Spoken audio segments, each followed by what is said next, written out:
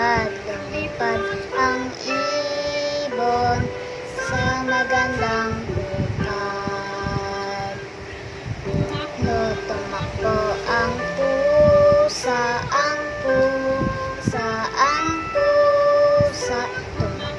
tumakbo ang pusa sa loob ng bahay. Tumalon ang aso, tumalon ang aso sa magandang bakod. Gumapang ang pagong,